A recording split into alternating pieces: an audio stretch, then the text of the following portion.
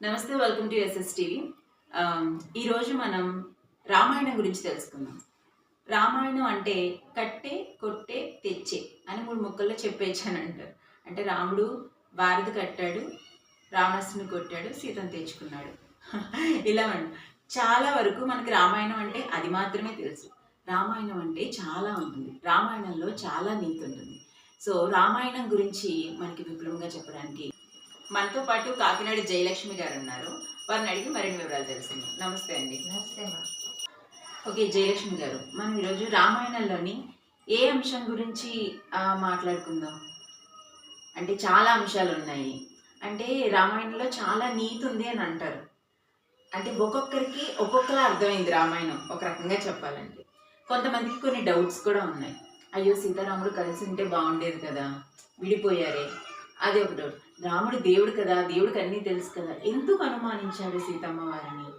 అలాగే రాముడు చాలా శక్తివంతుడు కదా, దేవుడు కదా, ఎందుకు వానరుల సహాయం తీసుకున్నాడు? ఇలా చాలా డౌట్సే ఉన్నాయి. సో రామాయణంలో ఏ విషయం నుంచి మనం మొదలు పెడదాం? రామాయణం మాట వింటేనే పరమ పవిత్రమమ్మ. రామాయణం యొక్క మహత్యం అంటే అంత ఇంత కాదు, మనం చెప్పుకుని పోతే చాలా వరకు వెళ్ళిపోతుంది. కానీ రామాయణం రాముడు యొక్క మానవుడు ఎలాగా ప్రవర్తించాలి, మానవుడు ఎలా నడుచుకోవాలి, ధర్మం ఎలా నిలబెట్టాలి, అధర్మాన్ని ఎలా పోగొట్టాలి, అలా ఆయన అందుకని ఉద్భవించాడు మహానుభావుడు. ఆయన అమ్మవారు కూడా సీతామహాలక్ష్మీదేవి కూడా అలాగే స్త్రీ యొక్క ఎలా వ్యవహరించాలి, మన భారతదేశంలో స్త్రీ ఎలా వ్యవహరించాలి, ఎలా ఉండాలి, ఎలా నడుచుకోవాలి అన్న పదంతో ఆవిడ కూడా అలా నడుచుకుంది. మనకి తెలియడం కోసమే శ్రీ మహావిష్ణు మహాలక్ష్మి ఆ అవతారంలో ఈ అవతారంగా మానవ జన్మలో ఉద్భవించారని అందరికీ తెలిసిన విషయమే, మరి చెప్పేదేమీ కాదు. అయితే ఆయన నేర్పిన సూక్తులు, ఎన్నో సూక్తులు ఎంతో మంది పాటించారు. రామాయణ మహాకావ్యాన్ని ఎవరైతే చదువుతారో వాళ్ళకి ఎంత జ్ఞానాన్ని ఆయన ప్రసాదిస్తాడంటే మనం చెప్పలేము. అంతటి జ్ఞానాన్ని ప్రసాదిస్తాడు ఆయన. చాలా గొప్పదమ్మ రామకావ్యం. అలాగే ఆంజనేయ స్వామి, ఆయనకి ఎంతో తోడు నీడుగా ఉండి అమ్మవారి జాడ తెలిపి అమ్మవారిని రాముల వారిని సీతమ్మ వారిని కలిపాడు మహానుభావుడు శ్రీ ఆంజనేయ స్వామి. వారిద్దరి కలయిక కూడా ప్రపంచంలో ఎవరికి తెలియనంతటి అంతటి కలయిక కూడా ఆ రామాంజనులు ఇద్దరిది కూడా చాలా గొప్ప కలయిక, గొప్ప ప్రేమ ఆలింగనం. ఆయన అమ్మవారిని తీసుకొచ్చి అమ్మవారి జాడ తెలిపినప్పుడు ఆ శ్రీరామచంద్రమూర్తి ఆంజనేయ స్వామిని ఆలింగనం చేసుకున్నాడు. ఎంత మధురమైన సంఘటన అది. చూస్తేనే మన పాపాలన్నీ పోతాయి. అటువంటి సంఘటనలు చూసినా విన్నా కూడా సర్వపాపాలు హరిస్తాయమ్మా. అంత పవిత్రం రామాయణ గానం. రామాయణం చాలా పవిత్రమైంది. రామాయణం ఎవరు చదివితే వారికి సుఖ సంతోషాలు ఎన్నో కలుగుతాయి అన్నమాట. ఆ మహాతల్లి సీతమ్మ వారు నిజంగా నేటి యుగానికి ఒక మార్గదర్శకం అని చెప్పుకోవచ్చు. సీతమ్మ గురించి, ఒక స్త్రీ యొక్క ఆత్మాభిమానం అనే విషయం రామాయణం చాలా విపులంగా వివరించింది అనుకోవచ్చు. సీతమ్మ వారి గురించి ఉంటుంది. సీతమ్మ వారి గురించి ఆ భర్త శాసించినవన్నీ ఆవిడ తూచా తప్పకుండా చేశారు. ఎందుకు చేశారు? రాముడు ఒక ప్రజల కోసం ఆమెను ఆయమ్మ పతివ్రత, ఆమె పాతివ్రత్యాన్ని తెలియపరచడానికే ఆమెను సందేహించాడు. కానీ నిజంగా ఆయనకి మనసులో ఆమె అది ఎటువంటి దురభిప్రాయము లేదు. ఎందుకంటే ఆయన ఇద్దరు ఒకటే, వేరు కాదు కదా. రాముడు సీతమ్మ వారు ఇద్దరు ఒకటే. అందుకు గాను ఆమె ఆయన చెప్పినట్లుగానే అగ్ని ప్రవేశం చేసింది. కానీ ఆఖరిలో లవకుశలు ప్రసవించి తర్వాత భూమాత దగ్గరికి ఎందుకు వెళ్ళిపోయిందంటే ఆమె స్త్రీయే కదమ్మా, ఆమెకి కొంచెం ఆత్మాభిమానం ఉంటుంది కదా. అలా అని కూడా మనం గట్టిగా అనుకోకర్లేదు. ఎందుకంటే ప్రజలకి తెలియపరచడం కోసమే, ఒక స్త్రీ ఎలా ఉండాలి, ఎలా నడుచుకోవాలని తెలియపరచడం కోసమే ఆమె అలాగా ఆ భూమాత ఒడిలోకి వెళ్ళిపోయింది ఆవిడ. కానీ నిజానికి రాముడి వారికి సీతమ్మ వారికి ఎటువంటి భేదాలు, ఎటువంటి భేదాభిప్రాయాలు, ఇద్దరు ఒకటే. శివుడు పార్వతి ఇద్దరు ఒకటే. ఎలాగో శ్రీరాముడు సీతమ్మ వారు కూడా ఒకటే ఇప్పుడు కూడాను. రామాయణంలో ప్రముఖ వ్యక్తుల్లో చెప్పుకోదగ్గ వ్యక్తుల్లో ఒకరు విభీషణుడు. ఆయన రావణాసురుడి సైడ్ ఉన్నప్పటికీ కూడా, రావణాసురుడి సోదరుడు అయినప్పటికీ కూడా ధర్మం వైపు ఉండాలి అనే ఒక్క ఇదితో ఆయన రాముల వారి వైపు ఉన్నారు. ఆయన గురించి ఏమంటారు? అమ్మా, విభీషణుడు శ్రీరామచంద్రమూర్తి రావణాసురుడికి తమ్ముడై ఉండి తన విరోధి, రావణాసురుడు అన్నగారి విరోధి కదా శ్రీరామచంద్రుడు. అయినా కూడా ఆయన రాక్షస వంశంలో పుట్టినా కూడా ధర్మాల పరిపాలన ఆయనకి ఎంతో ఇష్టం. ధర్మాన్ని తూచా తప్పకుండా చేసేవాడు. అలాగే రామచంద్రుడి దగ్గరికి వచ్చి ఆయన సేవని చేసి దీర్ఘాయువుగా చిరంజీవిగా వర్ధిల్లాడు ఆ విభీషణుడు.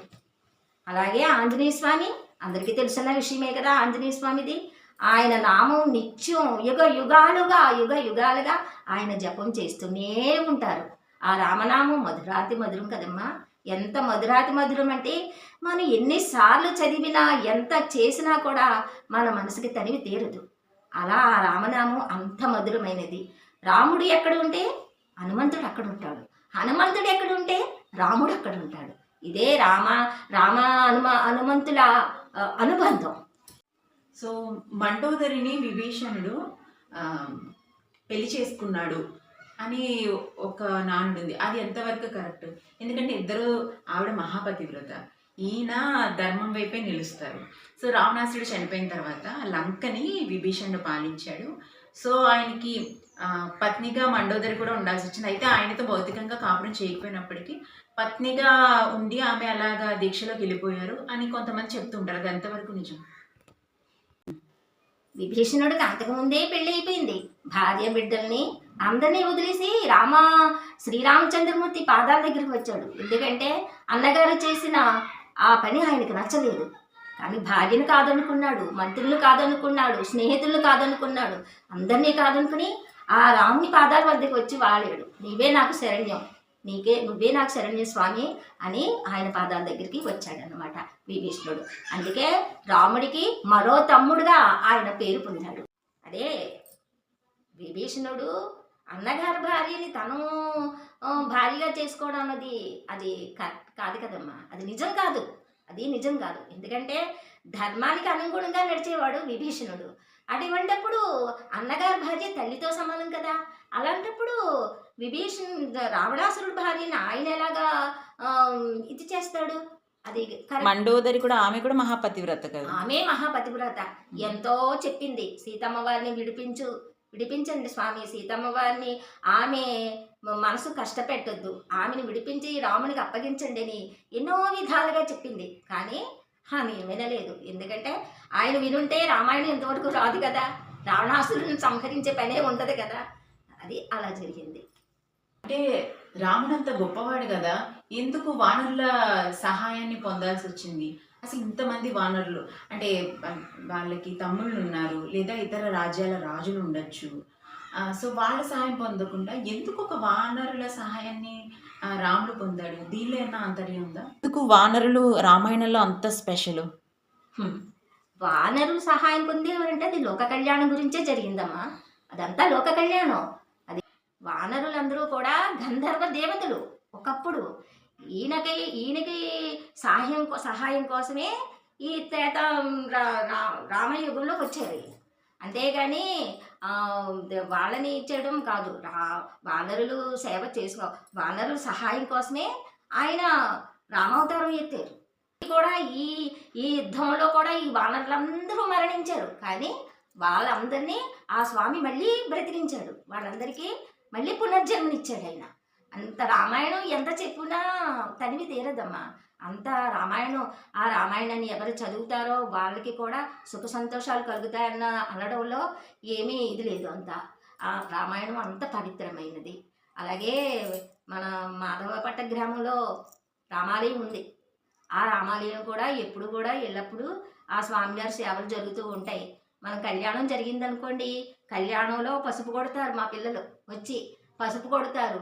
తర్వాత పసుపు కొడతారు. రాముడికి ఎన్నో రకాలైన వస్త్రాలని అమర్చి ఆయనకి అందంగా ఆయన అలంకరిస్తారు. సీతమ్మ వారిని ఎంతో బంగారు బొమ్మలా అలంకరిస్తారు మా పిల్లలందరూ కూడా. మన కాలనీ పిల్లలందరూ కూడా ఎంతో అందంగా చేస్తారు. ప్రతిరోజు కూడా స్వామివారికి పూజలు చేసి ఎంతో అంగరంగ వైభవంగా కళ్యాణం చేస్తారు మా రామాలయంలో. మన మాధవపట్నం గ్రామంలో రామాలయంలో, వైఎస్ఆర్ కాలనీలో రామాలయంలో చాలా బాగా అన్నీ చేస్తారు. అలాగే పౌర్ణమి రోజు ప్రతి పౌర్ణమి కూడా ఇక్కడ కుంకుమ పూజలు మహిళల చేత సామూహిక కుంకుమ పూజలు జరిపిస్తారు. అలాగే చంద్రభగవానికి హారతి ఇప్పిస్తారు పిల్లలు. అలాగే మహాశివరాత్రి జరుగుతుందండి, చాలా గొప్పగా చేస్తారు. ఎక్కడెక్కడ నుండో పాడటానికి భజన చేయటానికి ఎక్కడెక్కడ నుండో వస్తారండి, వచ్చి ఆ భజన చేస్తారు. అంటే ఏకాహం అన్నమాట. దాన్ని ఉదయం మొదలు పెడితే మళ్ళీ ఉదయానికి అలా జరుగుతూనే ఉంటుందన్నమాట. అలా చేస్తారు. మా గుళ్ళో కూడా ఎన్నో మన రామాలయం గుళ్ళో ఎన్నెన్నో వైభవపేతంగా అన్నీ జరుగుతుంటాయి. పిల్లలు చక్కగా అందరూ కూడా ఊడుకొని చక్కగా పల్లకి ఉత్సవం చేస్తారు. పల్లకిలో స్వామిని ఊరేగిస్తారు. చాలా గొప్పగా చేస్తారు. కళ్యాణం అయితే అతి వైభవంగా జరిపిస్తారమ్మా, చాలా బాగా. నేను కూడా అప్పుడప్పుడు వెళ్ళి ఆ స్వామివారి ముందు ఆ రామాయణం పుస్తకం పట్టుకెళ్ళి ఆ రామాయణం అలా చదువుకుంటూ ఉంటాము. రామాయణం అయిపోతే సుందరకాండ, సుందరకాండ అయిపోతే రామాయణం, అలాగా ఆ స్వామివారి ముందు చదువుకుంటాం. అలాగే ఆ మైక్లో చదువుతుంటే పెద్దలు పిల్లలు అందరూ కాస్త ఆ చెవు అలా వేసేసి వింటూ ఉంటారు. అందరూ వింటే మంచిదే కదా, క్షణాలు రావాలని కోరుకోకపోయినా నలుగురి చెవిలో పడితే కూడా అది కూడా పుణ్యమే కదా. అలా మేము చేస్తూ ఉంటాము. ప్రతి శుక్రవారం భజన చేస్తాము, ప్రతి మంగళవారం లలిత చదువుతాము. చాలా వైభవపేతంగా మా మాధవపట్నం గుళ్ళో ఆ రామాలయంలో అన్ని కార్యక్రమాలు చాలా గొప్పగా జరుగుతాయమ్మా. రామాయణం అంటే పక్కన గుర్తుకొచ్చేది ఆంజనేయ స్వామి వారే. సో ఆంజనేయ స్వామి పాత్ర అంటే రామాయణం అంతా ఆయన పాత్రే. ఆయన గురించి ఏమంటారు? ఆయన గురించి చెప్పుకోవడానికి మనం సరిపోమమ్మా, అంత గొప్ప మహానుభావుడు ఆయన. ఆయన పేరు విన్నా, ఆయన నామం తలిచినా ఒళ్ళు పులకించిపోతుంది, ఎంతో ఆనందమంగా అయిపోతుంది. ఆయన చాలా గొప్ప మహానుభావుడు. ఆంజనేయ స్వామి గురించి చెప్పడానికి మనం సరిపోము, దేవాది దేవతలే సరిపోరు. ఆయన గురించి చెప్పాలంటే చాలా గొప్ప స్వామి. ఆయన హనుమానంటే ఆయన శక్తి సామర్థ్యాలు మర్చిపోయారు భారతి దాటే ముందు. కానీ దేవతలందరూ మళ్ళీ గుర్తు చేసి ఆయన వారధి నువ్వే దాటగలవు, మేము దాటలేము, నువ్వే శక్తిమంతుడు, నువ్వే వెళ్ళగలవు అని చెప్తే ఆయన మళ్ళీ ఆయన శక్తిని ఆయన గుర్తు చేసుకుని వారధి దాటి ఒక్క రోజులో మొత్తం వారధి దాటి అమ్మవారి దగ్గరికి వెళ్ళి సీతమ్మవారి దగ్గరికి వెళ్ళి ఆ ముద్రికనిచ్చి స్వామివారి జాడ తెలిపి ఆమె శోకాన్ని బాపిన మహానుభావులమ్మ ఆంజనేయ స్వామి.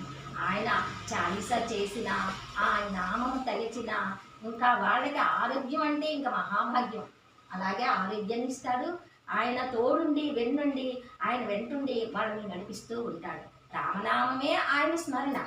ఆ రామనామ స్మరణ చేసిన ఆంజనేయ స్వామిని మనం కొలుచుకున్నామంటే ఇంకా ఆనందమయమైపోతాడు ఆయన.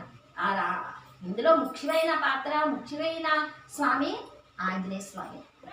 చూసారు కదండి, మనం రామాయణం గురించి చాలా విషయాల్ని తెలుసుకున్నాము మన కాకినాడ జయలక్ష్మి గారి నుంచి.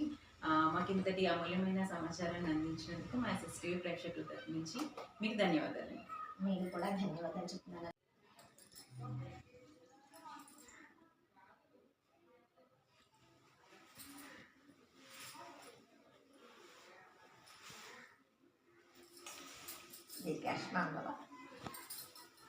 మరో ఇంటర్వ్యూలో మళ్ళీ కలుసుకుందాం. Keep watching SSTV, like, share, subscribe.